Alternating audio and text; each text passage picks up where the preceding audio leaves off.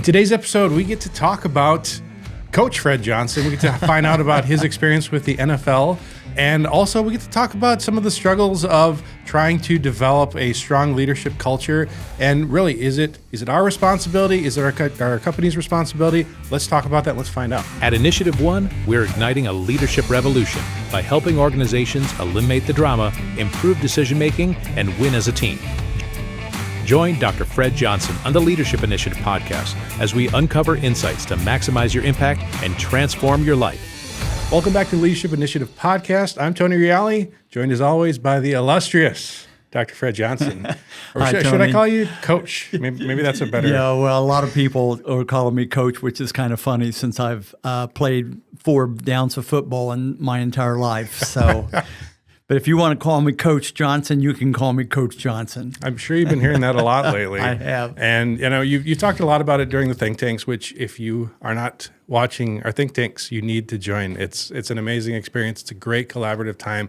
We get to hear amazing insights from Dr. Fred and just really it's a bouncing off session. That's why you call a think tank. That's right. As opposed to just a seminar or something like that. That's so right. Be sure to register for the next think tank coming up soon. But you've been telling us about that journey. I just want to, I know we got some great questions to get to, but I want to hear your experience, coming out of that. Well, I was asked by the head coach, Mike McDaniel, to come and become their leadership coach for the Miami Dolphins. And people have said, well, what's that mean? Who do you work with? And so I had the privilege, they've asked me to continue that relationship next season, and I'm still contemplating that. But basically, my role was to create an environment that there weren't under-the-table issues going on in the locker room that weren't being dealt with, to teach the coaches how you deal with today's players. How do you get their ownership, and how do you get their buy-in, and how do you create an environment that doesn't have a whole lot of drama, because the opposite of drama is focus. And what I learned is that you can't, even if you have all the methods and you have all the tools, you can't change the culture of a team, whether it's a football team or an entire company, just in 1 year. And so I felt we were just laying the foundation. Quite frankly, working with NFL players and coaches, and maybe the coaches are even more challenging than the players, you typically go into an environment that they've seen it all. And so you walk into an environment of distrust. And my goal for the first year was simply to be me, and to win their trust. And by the time the season was over, coaches were asking me to come into their meeting rooms with their players and evaluate them from a leadership standpoint. How do I gain the trust of my players? The players here's what's so funny. The last day I was there, even though this was so far away from my job description, one player asked me if I would be willing to marry he and his fiance in Missouri this summer. Another one asked me if I would help him write a speech for a memorial for his best friend. And then we had one of the players on the team lost his grandmother, who was the mother figure for him, and he came to me, and we ended up spending time helping him to process that grief and develop the real relationship out of that. Well, if you can deal with those kinds of issues, you can deal with some of the more shallow issues that you deal with. So gaining their trust without trying to gain their trust was a really honor. It was a thing of honor for me. And you've heard me say, if you try to gain their trust, you're probably not going to gain their trust because you're going to overcompensate. They're going to see you're working too hard. My goal was to be trustworthy. And I wasn't responsible for the filters that some of these players have had with other people, being burned by other people. I just knew I wasn't going to burn them. And if they gave me information, it was going to stay with me. And they learned how to trust that.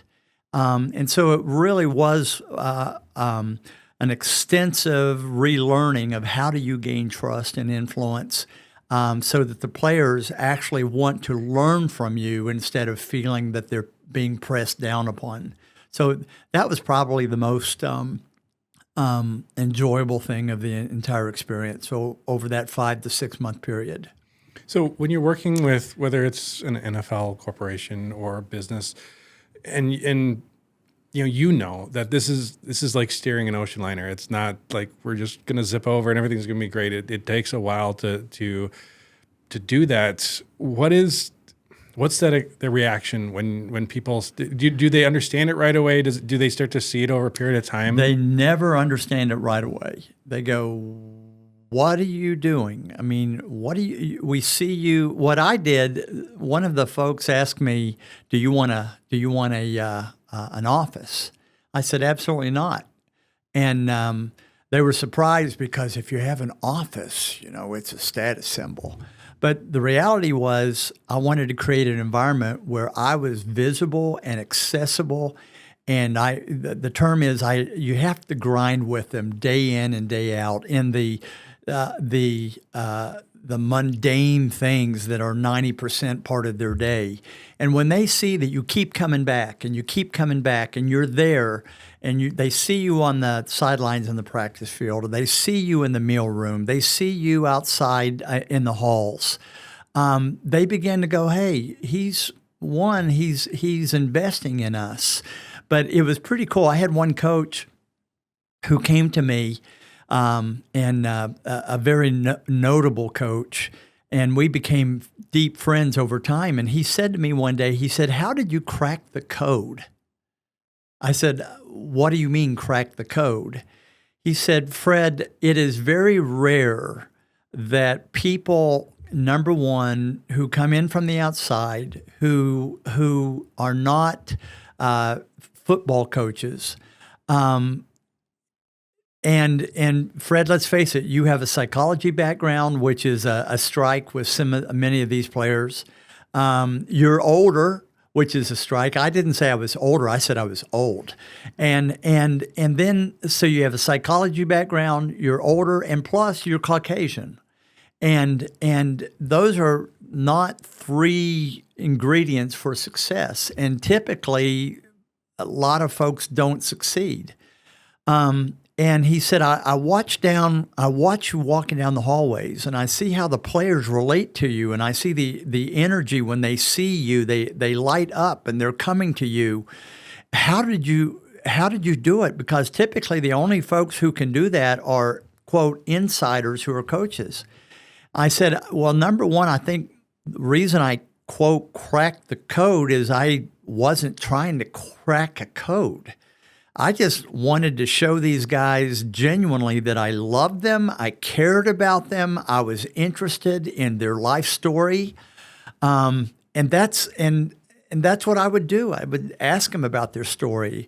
They would begin to open up, and so the team. I had a quarterback coach said, most of the times people don't gain the trust of these players and the coaches. And you've done it. How did you do it? And again, I'm as surprised. I'm always as surprised as anybody else is. But it really is about being genuine. Don't have a self-serving agenda, but be there to care for them and to be open to provide guidance and wisdom that you've gained along the year. And when they begin to trust you, they want that wisdom and they begin to ask for it. And so then they start asking me about, well, I've got a problem with a teammate, or man, I'm struggling with my coach, and how do I deal with it? And that's when you begin to have all those, quote, spontaneous conversations that start leading to direct impact in the locker room and the playing field. So, have you ever seen Ted Lasso? Yes. Okay, so you sound like Ted Lasso to me. Well, Ted Lasso, it's the story of a professional soccer coach who had no soccer experience. Mm-hmm. And as I've said before, You know, my only football experience was in the 5th grade in a little town in the mountains of West Virginia called Hurricane, West Virginia. And I was not even on the A team of the Midget Football League. I was on the B team of the Midget Football League, 3rd string guard, 64 pounds. I played 3 plays in 2 years. So professional football, it's so funny. Folks from that town will text me. They follow me. And they'll say, you know, of all the folks who made it to the NFL, you would be the least likely candidate.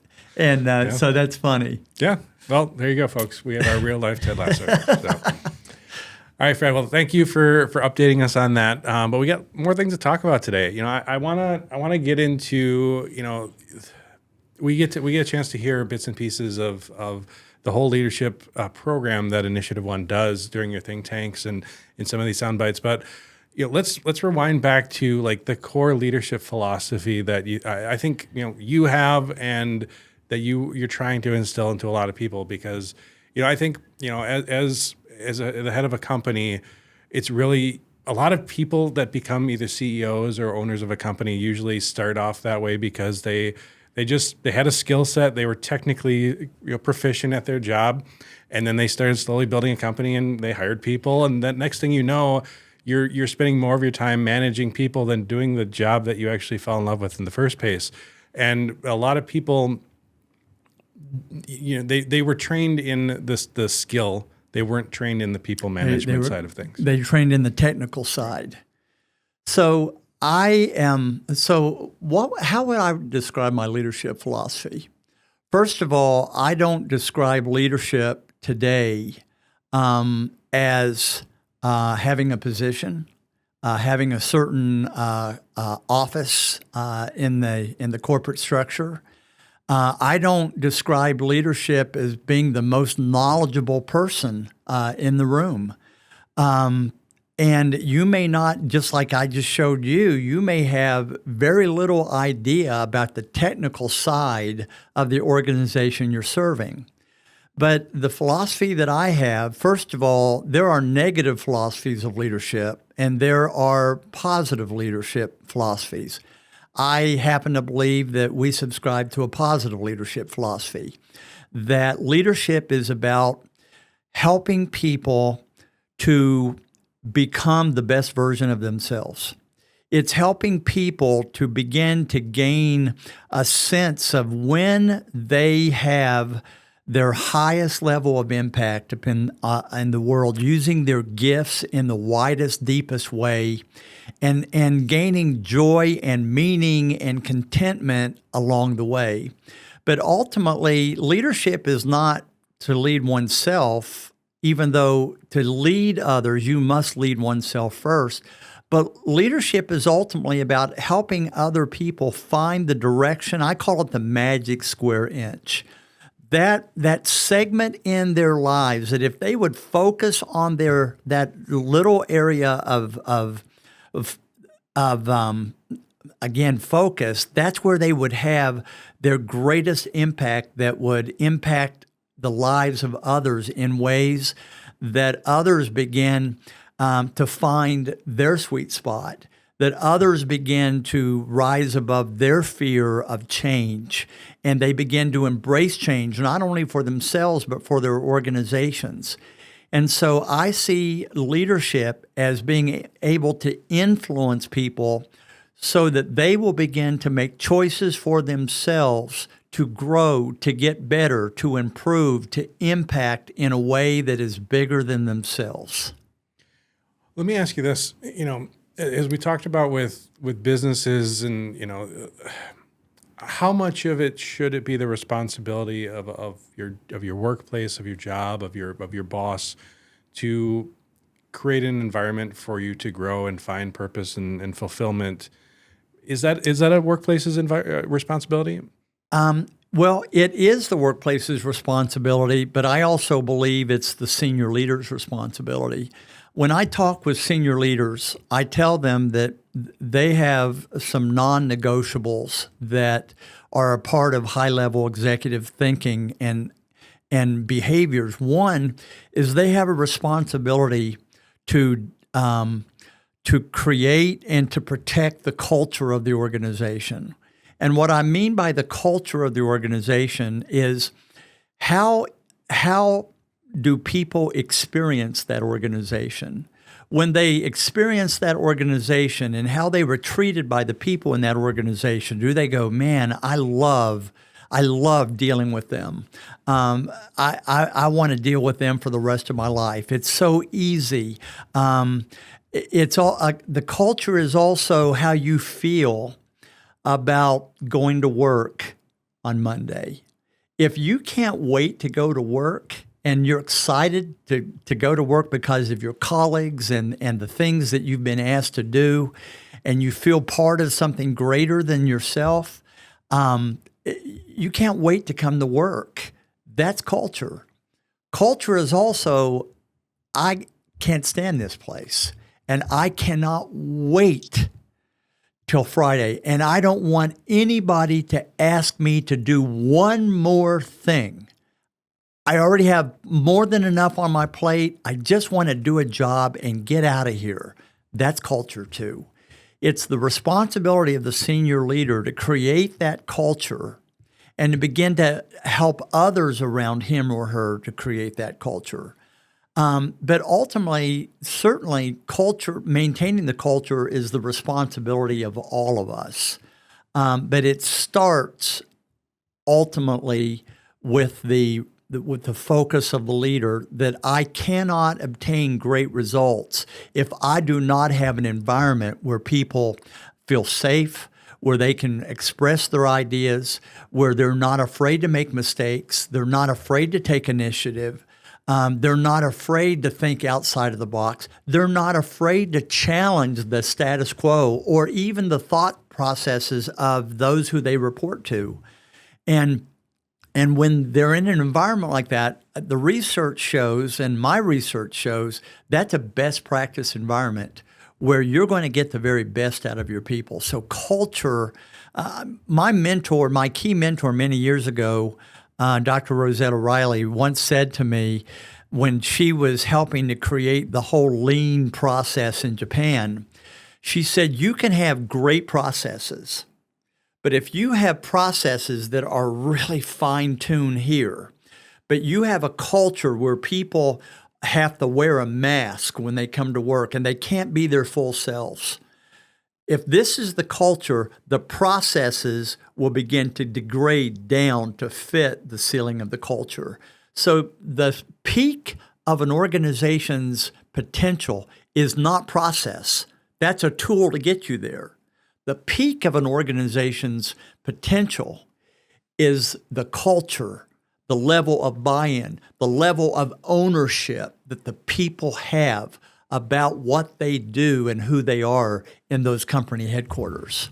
All right, so you're talking to an executive of a company, and their job is to try and manage the different needs that a company has. You've got the bottom line, keeping the lights on, bringing in revenue for the company. You've got delivering a quality product or service to their end end user, and then you have the staff, your people under your charge. If I had to pick one lane as to where I should focus most of my energy, most of my attention, and most of, what is the most important thing that I should be always looking at in that scenario? The most important thing that you should be focusing on is where your team is. For instance, I spend the vast majority of my time with the key people in our team that are the biggest difference makers.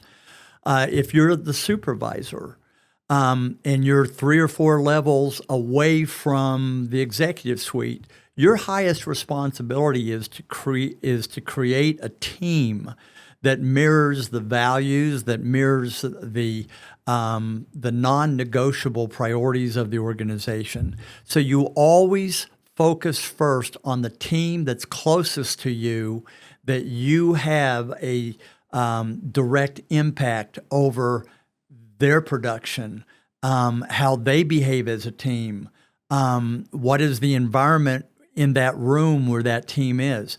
That's where your highest responsibility is.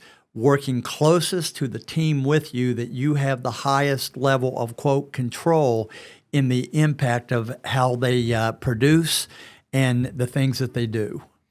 So when you're dealing with, say, a team member that's struggling, they're having a hard time either meeting their the expectations of the job, whatever it might be, working with clients, whatever it might be. At what point should you be trying to motivate them to come up, or at what point should you be bringing expectations to the level so that they feel valued and supported? What is that balance? Well, you've heard me talk about, Tony, that you always deal with issues at a crumb level before they become Thanksgiving dinner. So my philosophy is that whenever someone misses a target, when they miss the mark, when they behave in a way that's outside of the corporate values, whenever the mark is missed, you always have a conversation about it. If you have a conversation and people know that's how you roll, when you have a conversation about it, it's not in a conversation of, you know what, we've talked about this before, and when are you going to get this right? That's perfectionism. I talk about what is called commitment to excellence. And commitment to excellence is we're going to fail forward. And the best way to grow is not actually in times when you get it right, but when you don't get it right. And let's talk about this. And what did we learn from this? And what are we going to do different? And by the way, did you share this with other people, or did you just try to keep it to yourself? Because we want an environment where people are not afraid to say, you know what, I blew that, and I made a mistake. And so you've got to create a culture that when you have those conversations, they feel like conversations and they don't feel like moments of judgment. But remember, the purpose of those conversations is to elicit a change, not just to have a conversation. And people have often asked me, when is it time to start coaching someone out instead of coaching up?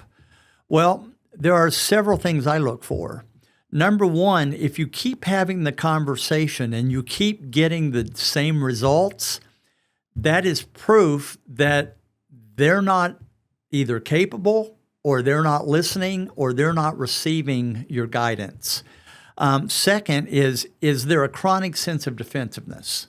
Is there, because if you cannot learn and be defensive at the same time. So the big one for me, if I see a teammate that they always go to defensiveness, and you find yourself having to gird yourself for the conversation because you know they're going to get defensive. Well, let me ask you about that. Okay, so at what point is the defensive? Is it my responsibility to try and bring them down, like to make them feel more at ease and to try and create an environment where they don't? Is it how I'm approaching them, or is it more on their approach to make sure that they're not being Well, I think it's defensive? a matter of both. I am responsible for how I deliver the message. I've got to do it with dignity. I've got to do it with kindness. And kindness, by the way, does not always mean comfortable. Kindness can be something that can hit us between the eyes, and we walk out feeling devastated with what we heard. But I needed to hear that if I'm going to make a turnaround, because what I'm doing is I'm shooting myself in the foot, and finally someone cared enough and was kind enough to tell me the truth. And so I have a responsibility on how I deliver it, but you have a responsibility in how you're going to receive it and how you're going to act on it, and whether you're going to give reflection and you're going to take responsibility. I can't do that for you. I can raise the odds that you may choose to change, but ultimately that is your 100% responsibility to make that choice for yourself. All right, so you've probably had some of these interactions in your own career through, working as a pastor, through obviously Initiative One. What are like your 2 or 3 top secrets, things that you've learned that have been like vital for you to implement into developing strong leadership in your corporations? Well, I can recall 3 of those conversations that we just talked about that someone had with me, that at the moment, man, was it painful to listen to that, especially knowing that everything they were saying was right on target and I was too close to it to see. I think one of the big lessons that I've learned is, number one, that perfectionism is not my friend. Perfectionism for me is my biggest weakness as a leader and as a person. And when you're a perfectionist, it means that no one else can win. No one else ever does it well enough to meet your criteria. And you have that criteria because you believe somehow that you have to be perfect to overcome the weakness in your own life. And so one is learning how to let go of perfectionism and strive for commitment to excellence and become comfortable with learning through mistakes and failure and embrace them instead of running from them. I think a second big one was in the early years while I was dealing with workaholism, and I'll always struggle with that to manage it. But when you're a workaholic, your family gets set way back in the background. And I learned the hard way that if you're not nourishing your family and you're not providing time for them and time for yourself, ultimately you're going to treat others the same way, and it's going to be a dead-end street. So I have found the need for personal and professional, I like the word fluidity instead of balance. Fluidity is when your work life and your personal life flow together in a seamless fashion so that they're not fighting each other, but you're giving appropriate attention to both sides of that equation. So that was a biggie. And I think the other big one was learning to get out of my way and people's way, thinking that it has to be done your way, and delegating a responsibility and trusting them to do their job. That was a big one for me because I've always battled with the need for control.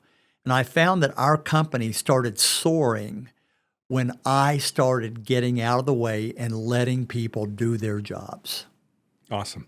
Well, I wish we could talk longer. Me too. But you can definitely tune into future podcast episodes. If you're not currently subscribed, you should definitely click on YouTube, on all the different channels. You can definitely be a part of it. And check out initiative1.com, where you can find out more about our leadership development programs. If you are a company that really is looking to invest in the long-term vision and growth of your company, you need to get a hold of us because we have so many great programs we'd love to see you a part of. And again, check out our next think tank. Be a part of it. Leave a comment in the. You could be highlighted. We want to hear from you, and we want you to be a part of the team. So thanks for joining us today, and we'll see you in the next episode. Thank you, Tony.